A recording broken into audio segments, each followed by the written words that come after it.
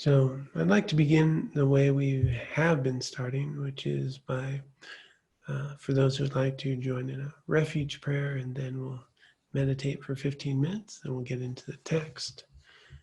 And I'll pop up the refuge prayer here.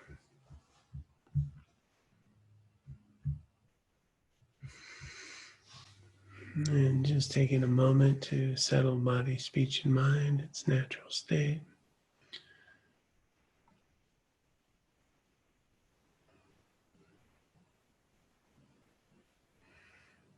And taking a moment to visualize the Buddha, the space in front of us.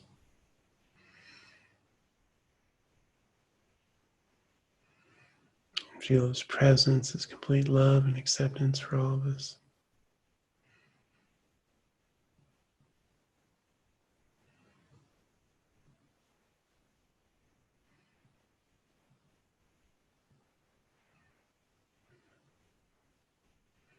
And for our first recitation, it's as though we are receiving this directly from the Buddha, repeating after him. I take refuge until I'm enlightened in the Buddhas, the Dharma, and the Sangha. Through the positive potential I create by practicing generosity, ethics, patience, joyous effort, concentration, and wisdom, may I attain Buddhahood in order to benefit all sentient beings. And just taking a brief moment to deepen our motivation further.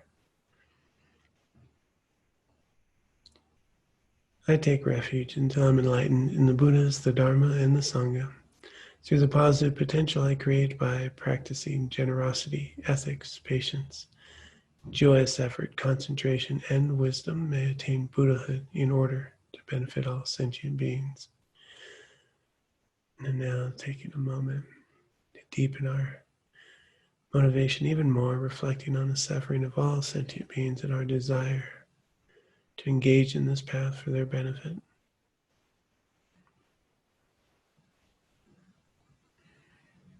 I take refuge until I'm enlightened in the Buddhas, the Dharma, and the Sangha. Through the positive potential I create by practicing generosity, ethics, patience, joyous effort, concentration, and wisdom, may I attain Buddhahood in order to benefit all sentient beings.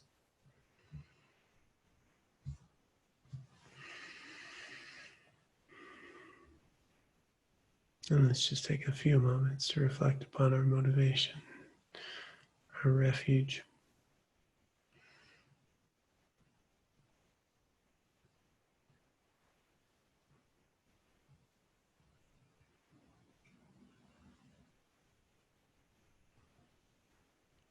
Okay.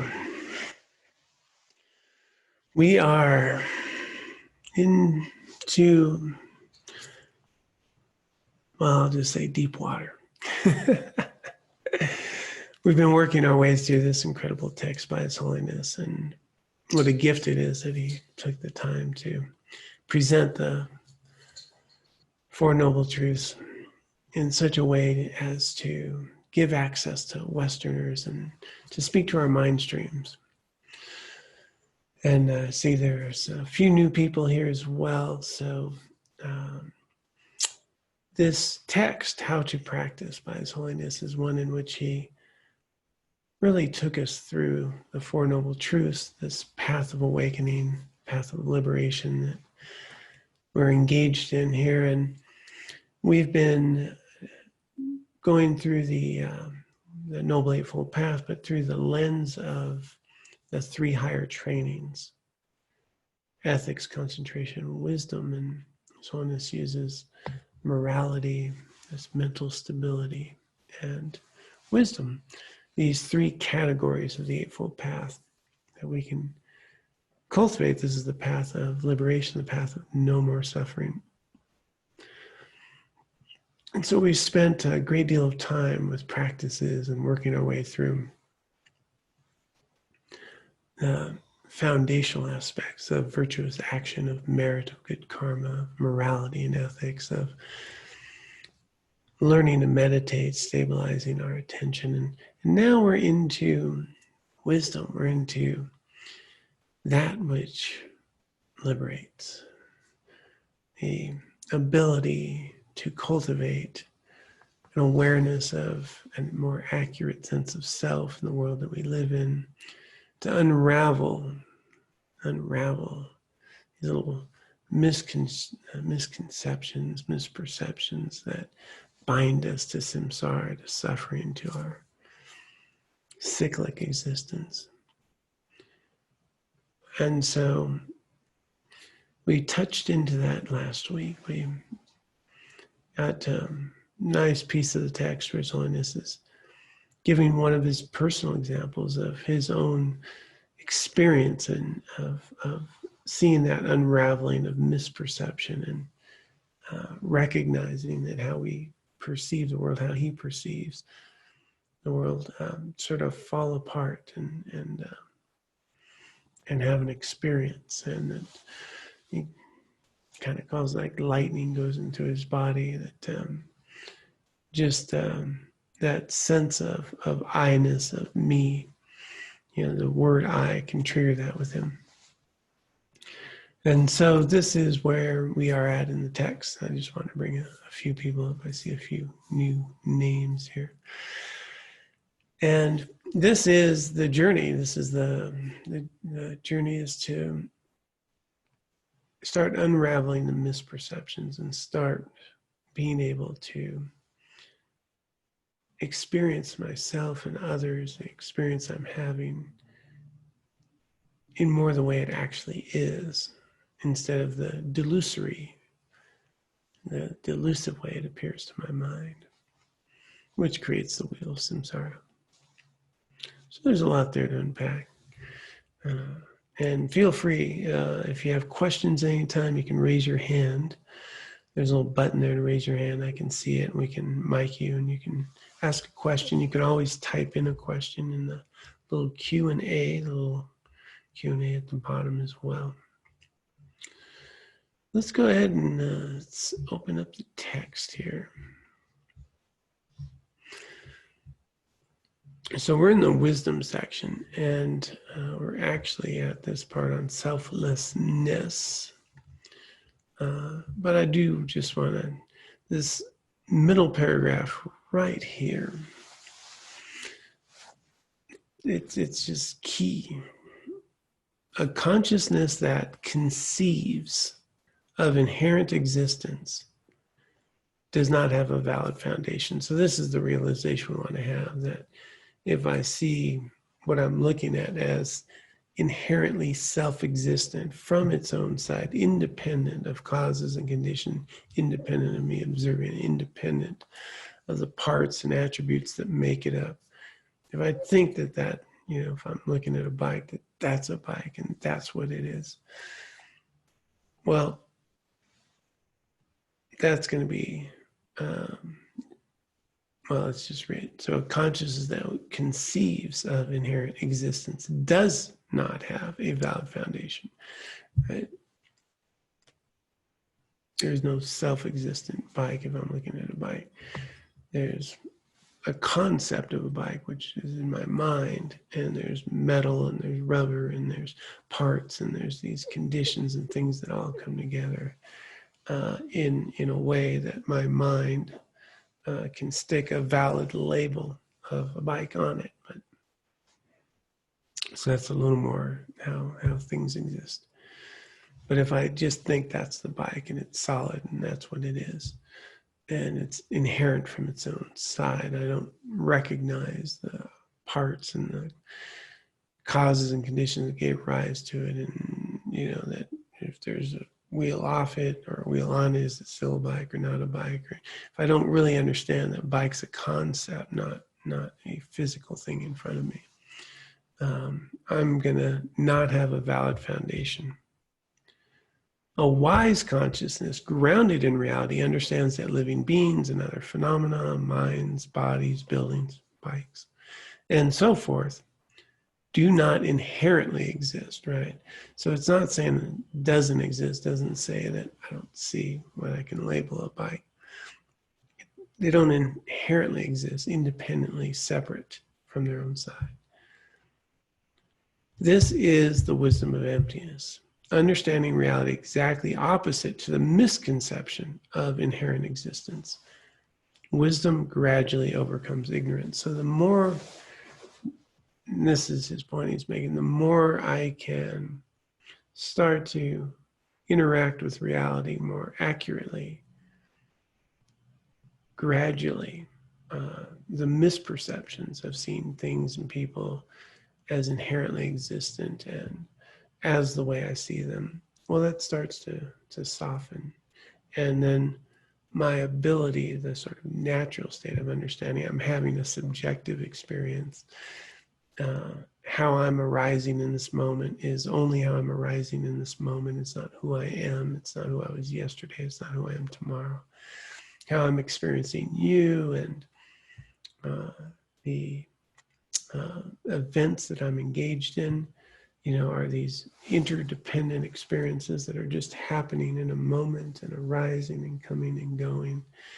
And that I am much more a continuity of awareness and consciousness, not a fixed entity, John going moment to moment. That I can start recognizing this more. There'll be a lot more cognitive flexibility, a lot more opportunity to be more flexible in the moments and the days that come and go in ways that are more accurate. And this will start to grow and the misperceptions will start to fade. But it's something that requires a pretty steady effort. But it's pretty nice to know that it'll gradually overcome the ignorance, the misperceptions that give rise to all this suffering. So I just want to touch on, and so this process. The more that we can meditate on emptiness, the more we can reflect on inner dependence, the more we can recognize the very transient nature of my feelings and thoughts. These are going to help me ground a lot more in reality.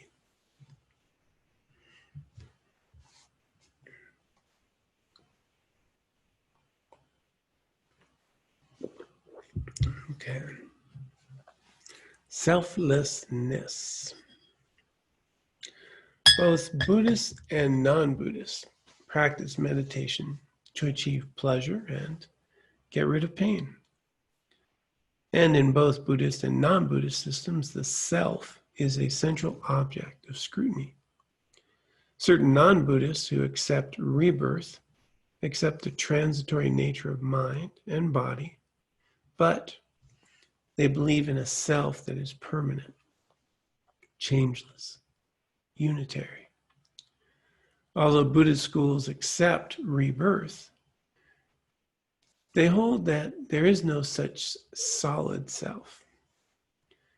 For Buddhists, the main topic of the training in wisdom is emptiness or selflessness, which means the absence of a permanent, unitary, and independent self, or more subtly, the absence of an inherent existence, either in living beings or in other phenomena. Okay, a little bit to unpack there. So first he's just making a nice, point that meditation is not limited to Buddhists. Different schools use meditation. We can do it for well-being. There's lots of reasons to meditate. We can use meditation to be healthier and well. We can use it for a wide range of things. And even within this framework of I'm a human and I'm going to die and that's it. I'm born, human, die. I can use meditation. I can use these teachings on emptiness, and because emptiness is not about believing anything. Emptiness is about examining the nature of how things exist. So very scientific. You don't need to have a belief in anything. As a matter of fact, the requirement is to investigate. So even in a life that doesn't believe in reincarnation or rebirth or any of those things, these teachings on the nature of suffering the nature of existence? Well, they can hold up or not. I mean, we need to investigate. Is the source of much of my suffering clinging to things in a way that they don't exist? So that's either true or not. And we can investigate that. And if I start to understand when I am in some mental anguish or stress or worry or fear, is that based in a belief that is valid or not? So there's the sort of three marks of existence, the way things exist. Good working hypothesis. Working out sounds like a great idea. Working out sounds like a great idea. Yeah, that's pretty funny. My Android phone, Google's giving us some tips.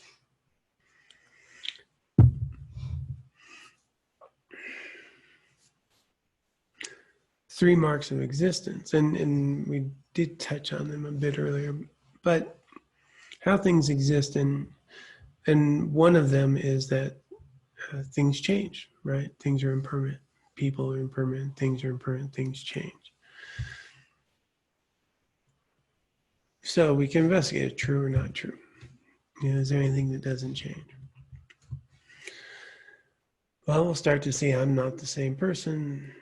Carbondale, the town I live in, is not the same town. Things change, everything's changing. And we can start to notice that, yeah, things change, events change, buildings even change. The mountain I look at changes, the soil, the climate, the environment, so forth. Everything's changing all the time. So how much suffering in our life comes from trying to make things not change or thinking things shouldn't change? There's probably quite a bit of suffering wrapped up in that. I don't think my partner should change. I don't think my job should change. I don't think the town should change. I certainly don't think this body, that used to be healthy and fit should change. Should be able to keep my acuity of vision and so forth. But, things do change. And so if I'm frustrated or angry or worried or stressed, is there something about my mind thinking things shouldn't change? Second one is that events, people, experiences, this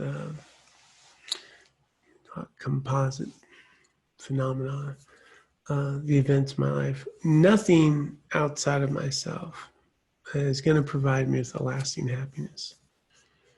It just can't. There's nothing, no situation, no event, no job, no person, no thing that will provide me a lasting sense of happiness and well-being. That's either true or it's not true. So we investigate true or not true. Can I, have a nice house and then be unhappy in that house? Yeah. Can that nice house actually be the source of my suffering? Well, if the roof leaks or whatever. Have I ever found any situation in my life, period, whatsoever, that has just lasted in well-being? Or has it always been up and down and challenges, and then when I get to feel good, do I then try to cling on to that, feel good again?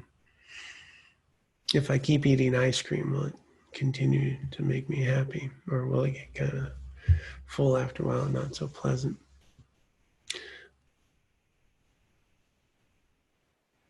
So do we spend a lot of our time seeking happiness in things that can't give it? Wanting to get the ideal situation, the ideal recipe, whatever it is, the perfect situation, the job, the garden just right, the activity, the right ski run, the bike ride, as though that is going to provide me the lasting happiness I seek. And does it ever? Or is it a short-term, temporary pleasure? Or even not the pleasure I'd hoped for? And then does it fade? And then is there a desire, maybe a lack because I don't have it now? And but then the idea that I could be happy if only. So how much of our mind is wrapped up, if only this or that, then I could be happy? Well, here's the source of a huge amount of suffering, as well as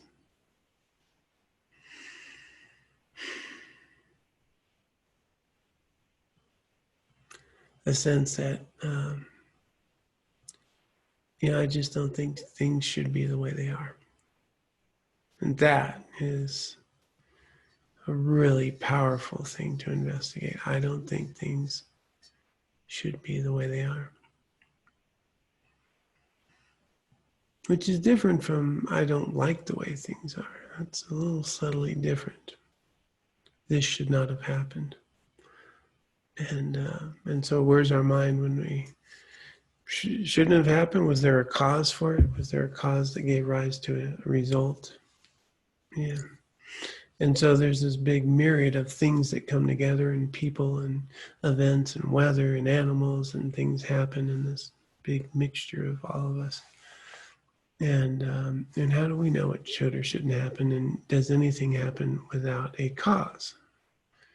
So if it did happen, there had to be a cause, and that cause, and it happened. And I'm not the all-knowing creator of the universe, so pretty hard for me to know what should or shouldn't have happened, but I can identify that things happen for reasons, and there's causes that give rise to conditions and results. It's the world I live in. But we can have a lot of suffering from the idea that, if things don't go the way I think they should be, it's not right, and so forth. And we can try to manage the world to where we don't have suffering, and that creates a lot of suffering, right? Trying to get people a certain way, trying to get situations a certain way, try to, manage things that are beyond our control. So these are just a couple of the ways that by participating in life in a way that is discordant with reality, a vast amount of suffering arises. And I forget that, I'm actually living in a very subjective world with a bunch of others, and there's all this causes and conditions giving rise to animals and weather and events, and centuries of conditioning of humans and animals and the environment that we live in, the mental streams of people and the consciousness and the cultures and the suffering and the joys of people over so many centuries that have given rise to this thing that we call the world that we experience and the city we live in, and all the causes and conditions that give rise to even building the streets that we experience. And then I think I know how to be, and if it was just like that, then I could be happy. So you don't need to be a Buddhist to recognize that that is not going to be a recipe for well-being. It's just investigating the nature of reality. So those first two marks of existence, impermanence and unsatisfactoriness. Well, the third one is misperception of self. Or I like to use that word, but selflessness is where, and that's where we're going to investigate now, selflessness. And His Holiness is making a point right off the bat that from a Buddhist perspective, it is accepted of reincarnation. I think a better term is rebirth, sort of rebirth. When did he use rebirth? Gosh, but rebirth. That this body will come and go, but the consciousness will, continue to be aware and see and experience things, and then start seeing itself in a new form, in a new way. And so Buddhists will accept that. Don't need to accept that to have all these same principles apply. They're either true or they're not true. So selflessness, do we exist in a way that we misperceive? Do we grab onto a permanent self, that's going? And he said even, he's talking about some of the Eastern religions, they're like Hinduism and so forth, where there is rebirth, but there's the same you that is going life to life. Whereas Buddhism saying, no, you're not the same you were yesterday. There's nothing immutable or solid about John. John's arising right now in this moment different than John arose yesterday or an hour ago. And I'm much more of a stream of consciousness, not a solid self that's experiencing all of this. So that's the investigation here. There's nothing solid, unitary, independent here.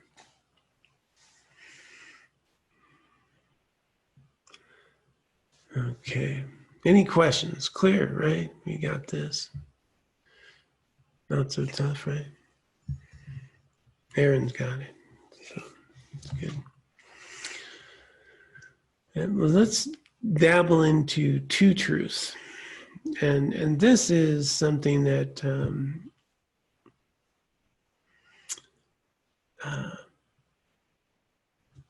if we understand this, it can just clarify so many things. But there's some nuance here that I think can be challenging. So two truths. So there's two truths. To understand selflessness, you need to understand that everything that exists is contained in two groups called two truths, conventional and ultimate. So a conventional truth and an ultimate truth. I'm sorry, I thought I was sharing the screen. I wasn't. Yeah, well, I just clicked on it. There we go.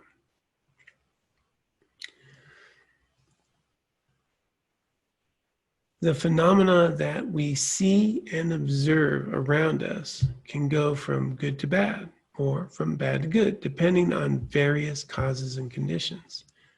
Many phenomena cannot be said to be inherently good or bad. So I gave a little wiggle room. Many phenomena cannot be said to be inherently good or bad.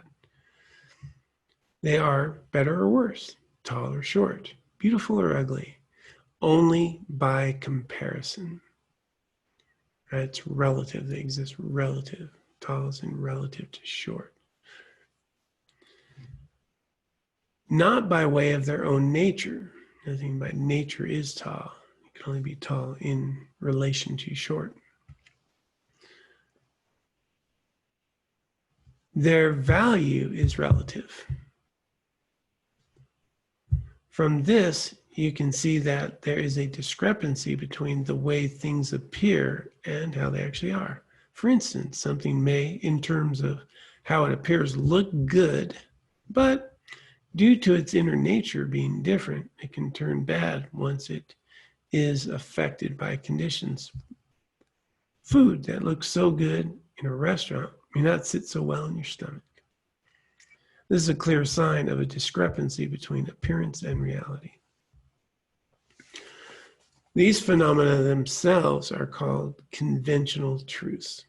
They are known by consciousness that goes no further than appearances. Right? Conventional reality, like conventional hot water. Hot water, it was warm, it was soothing, had a nice experience, it was a cup. But the same objects have an inner mode of being called ultimate truth that allows for the changes brought about by conditions. A wise consciousness, not satisfied with mere appearances, analyzes to find whether objects inherently exist as they seem to, but discovers their absence of inherent existence. It finds an emptiness of inherent existence beyond appearances. And the next section is empty of what? So To be clear, and we need to say this every time that we tap into wisdom, every time that we talk about emptiness or the nature of phenomena, we don't say things don't exist. I'm feeling pretty existent. I'm talking to you, you're hearing me.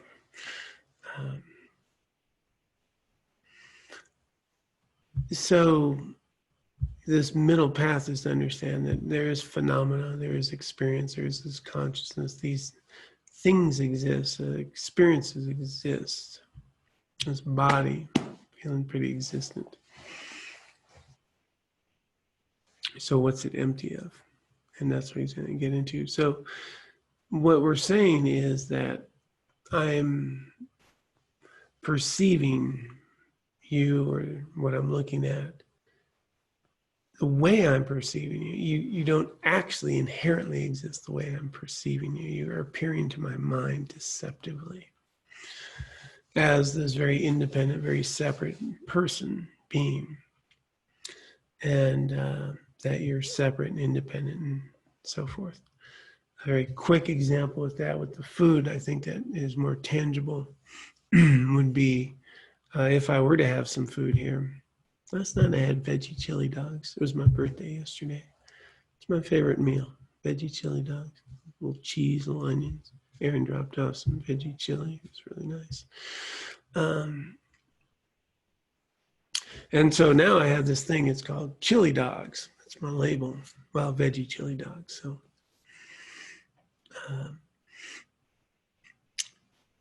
delicious chili dogs. True? Not true. Well, I mean, some people don't like veggie chili dogs, so they wouldn't think it's very delicious. But I did. So maybe the deliciousness is not inherent in it. I mean, it's hard for me to imagine somebody not find it delicious, but I'm sure they could exist somewhere. Or might have reaction, don't like the bread or whatever. So I eat the chili dog. I experience pleasure, deliciousness. At some point, that chili dog's entering my mouth. I'm chewing on the chili dogs. And then the chili dog stops being a chili dog, doesn't it? It starts being me. At what point does that chili dog stop being a chili dog? And at what point does it become me? And then it digests, goes in my body, and then at some point it comes out of me. And then it's really not a chili dog, it's not me. And I don't think it's delicious, and I'm not even interested in being around it. And so this is one of those, I think, really tangible ways of starting to understand how, things don't exist inherently, and they're attributes that we, that make up what we label them. Don't really make up the chili dog, and it transforms and it becomes other things. And my perception of the chili dog much later is a very different perception than when I first began to eat it. But where's the chili dog in all of this? I know somebody knows the answer to that. It's a concept in my mind, right? Somebody doesn't, ever have a chili dog, doesn't know what a chili dog is. A cat is not looking at my chili dog going, that's a chili dog. I'm wondering why you eat a veggie chili dog. Cat's probably, wondering about that. But none of that, it really enters our mind, right? I order a chili dog. It is delicious. I have a delicious experience, as long as, it wasn't spoiled. And if I don't eat too much and so forth. And then, there's something else later that is not a chili dog. So there's this conventional experience that we have, and we just think that's the way the world is. And we don't start questioning that there's lots of causes and conditions that gave rise to the chili dog, including um, the harvesting, if it's soy, where the soy is grown, if it's made of something else, if it's the bread and the wheat and all that came together, and how that came from the soil, and that there's water and there's sun and the elements that came together, and the people that harvest, and that whole thing about all the causes and conditions that gave rise just for the bun to put the chili dog in, let alone the packaging for that bun, and the way it made it to a store and the roads, and found its way to me. That there's no independence of it, just bun, little chili dog. All of that gave rise over causes and conditions and so forth, and even my choice to be a vegetarian. We don't see any of that, right? We just have a chili dog. And it's delicious. So in a conventional realm, that works, right? Conventional realm. Aaron knew it was my birthday. Knew I like chili dogs. There was chili on my front door. And coffee. Thank you.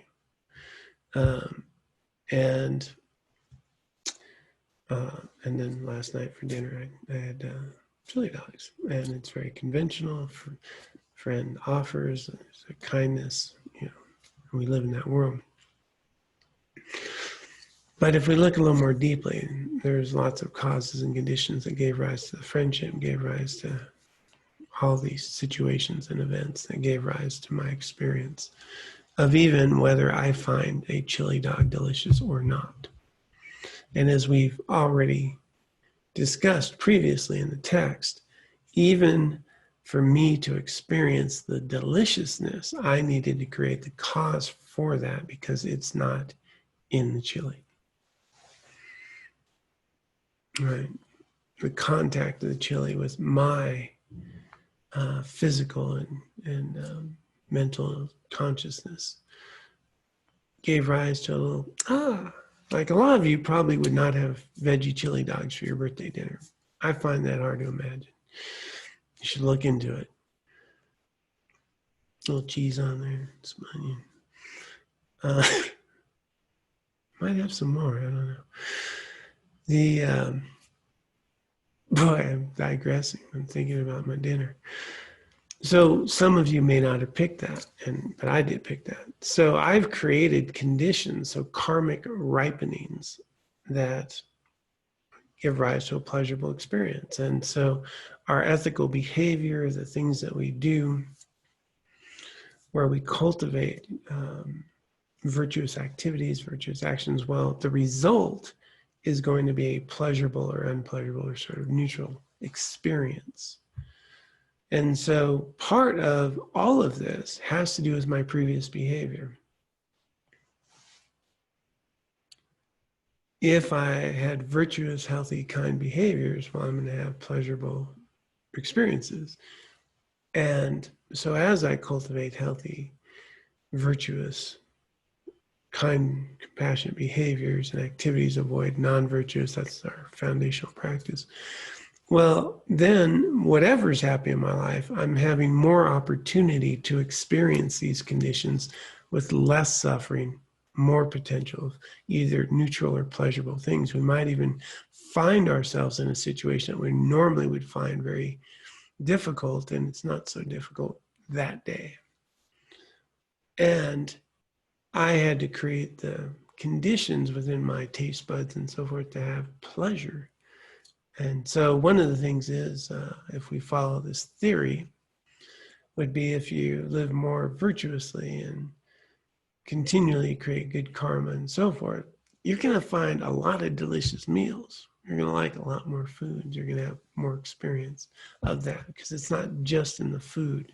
It's in the conditions of the food that's meeting the conditions of your experience. So it's a good reason, a little added perk to be more virtuous. Food tastes better. Test it. Now, all of that's much more playing out on a subtle level that we're not really paying that much attention to, because I'm just getting the food I like. But if we investigate this, and it may hold up, we may notice that foods we used to like, we don't like so much anymore. Or foods we didn't like before, now we do like. And we start noticing these things change, and they're very subjective, some of these experiences.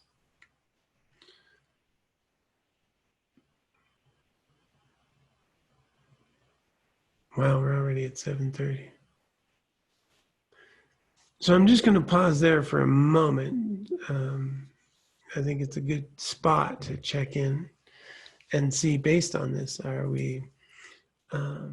is there more clarity, or does anyone have a question?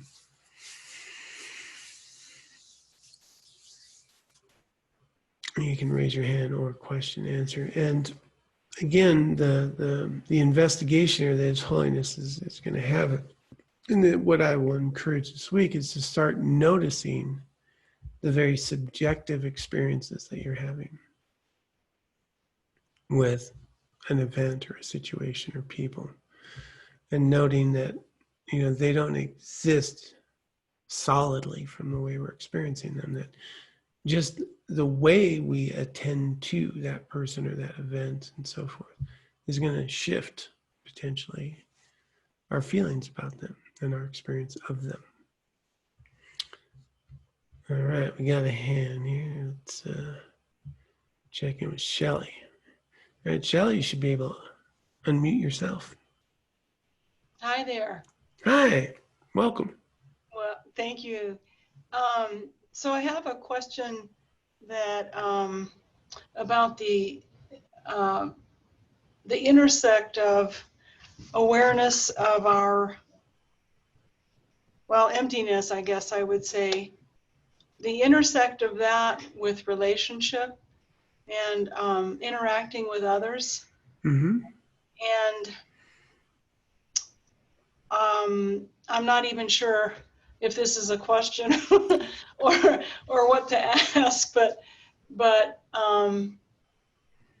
because I'm aware almost all the time that things are temporal. We look Mm-hmm. at them, they seem solid, and in my Buddhist mind, I know that that there's a perception that things are solid and that kind of thing. And then when we're in relationship, when we're interacting with others, Mm-hmm. how can that awareness, I guess, maybe enhance, or how can that intersect with relating with, our loved ones and Mm-hmm. others we deal with? Yeah, there's many, many ways, and we could do a discourse, and I'll tap into a couple. So let's just go back to, and Aaron couldn't hear your question, but the question I'll repeat is that our understanding of emptiness, this understanding of not being solid, how can that be used in a way to interact in relationship with others and loved ones and so forth, in ways that can be hopefully productive. And so one very quick thing is to understand that how I'm experiencing anyone, the label I'm sticking on them, loved one, jerk, funny person, so forth, is to know that that's always a subjective experience. That person is not funny. That person is not annoying. That person is not the label I'm sticking on them ever. They're empty of that quality. So what that means then is I'm always having a subjective experience. So for example, the way I like to explain is, if we think of people and human beings as water sacks, because we're mostly water, something like 75% water. Humans are these water sacks, and they come into a room.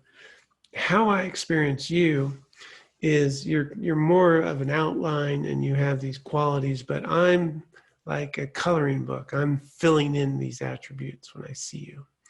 Right? I see a person who's dressed a particular way or this way. I like that. No, they look cool. They look fashionable. They look kind of silly.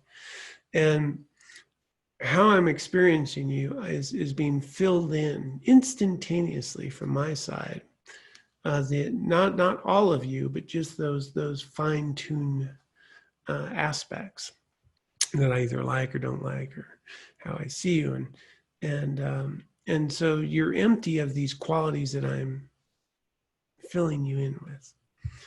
And I may find you annoying one day, I may find you lovable the other day, and I may find you this. So if I start to understand that how I'm experiencing anyone has a lot to do with me, well, then there's a lot of ways in which I can interact with you that are much more healthy and much more realistic, and understanding that you are not annoying. I'm experiencing being annoyed because I think you should be different than you are, or didn't sleep, or whatever. And then if I was healthier and in a better mood, then you wouldn't be so annoying. And so starting to understand that how I'm experiencing others has a lot to do with what I'm attending to about others, the label I'm sticking on, and that we're having this experience together. So examples of productive things that we can also do is, for example, one that I use frequently is, especially in relationship with others, like my wife, if I take some time in the morning and reflect upon her good qualities and what I love and care about her and admire, and I actually bring that to mind on purpose in the morning before I see her, well, that's going to have a very different impact when I do see her. Likewise, people that I encounter that are difficult or challenging to me, I can understand and recognize that from their side, they're doing the best they can, and I am experiencing them in a particular way.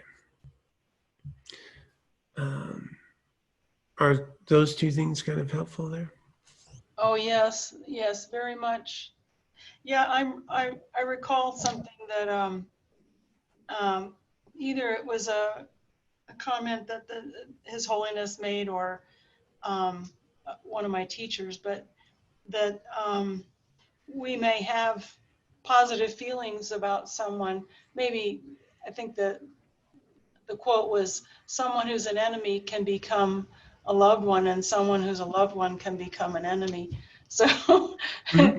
so I guess to be open to whoever that being is.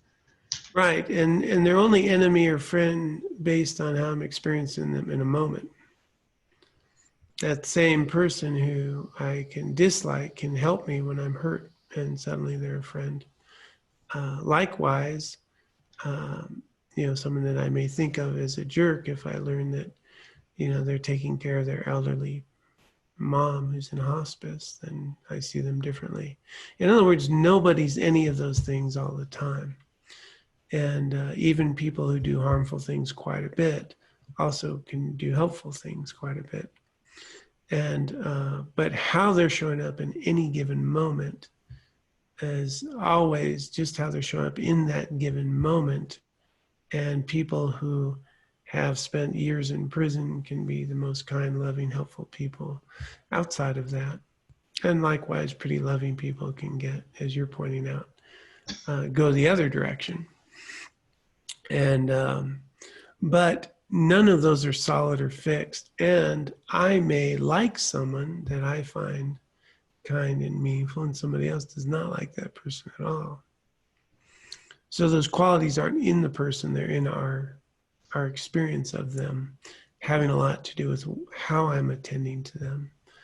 And my previous karma and my conditioning from how I'm sort of filling in, because there's people, as soon as we see, them, we have a feeling that's good. And that has a lot to do with us also. Yeah, there's a lot to it, huh? Thank you. You're welcome. Thank you. So glad you could make it. All right. We're going to probably wrap right there because we're a little bit over. But the invitation, and for those of you who are new, we also, in our community, if you can join the Way of Compassion community. It's free. We have, ongoing discussion. We have these teachings there. We also every day record a meditation and sort of set an intention.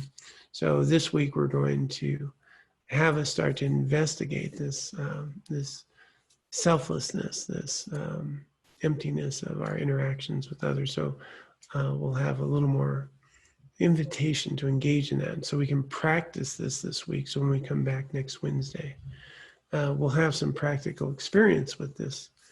And it's not just an interesting talk on Wednesday, but what is the functionality and how does this help us? So we'll do that throughout the week. And if you go in there, record a meditation. And yeah, we'll get that set up.